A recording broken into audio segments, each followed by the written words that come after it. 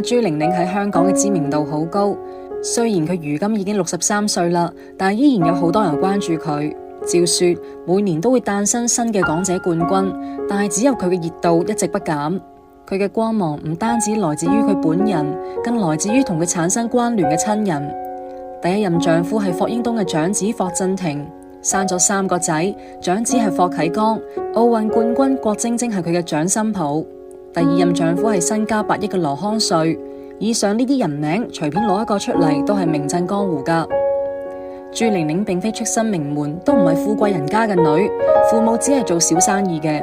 朱玲玲可以2次嫁入豪門，可謂係一個傳奇。其實朱玲玲嘅2個家姐都嫁得好唔錯，一個嫁咗俾台灣5大家族之一嘅後代，一個嫁咗俾香港對沖基金嘅傳奇人物。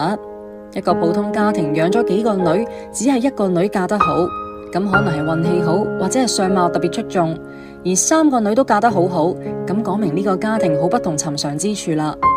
朱玲玲嘅父親係廣東台山人，廣東人好早就有經商嘅意識。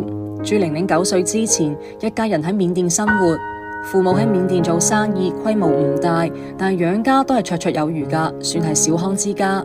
總之，比起喺國內務農好得多。因為好早就喺國外揾食，見多識廣，接觸各式嘅人，朱玲玲嘅父母好早就認識到咗英語嘅重要性。朱玲玲細個嗰陣，父母將佢送到咗英文學校返學。中學期間，佢就讀嘅都係香港國際學校，當然學費唔低噶。因為從細喺英文學校返學，朱玲玲嘅英語非常流利，國語同粵語就遜色好多。朱玲玲從細出落得就亭亭玉立。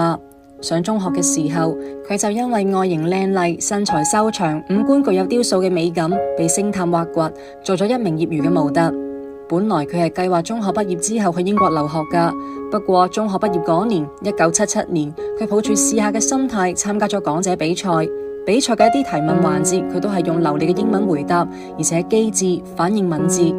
雖然唔係混血兒，但係五官好有立體感，長相屬於嫻靜優雅嘅嗰種，身材都好修長，1米68，所以評委都甘心情願咁投票俾佢。當時霍英東嘅仔霍震霆都喺評委席裏面，羅英石嘅第4個仔羅康瑞都喺評委席裏面。呢2個人都對年僅19歲嘅朱玲玲一見鍾情。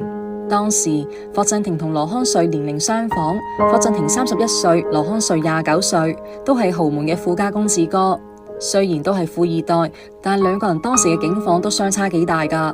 霍震霆當時係霍英東嘅長子，子承父業，有霍英東打下嘅基礎，一切順順利利噶。而羅康瑞大學畢業之後，喺老豆嘅公司做咗2年打工仔。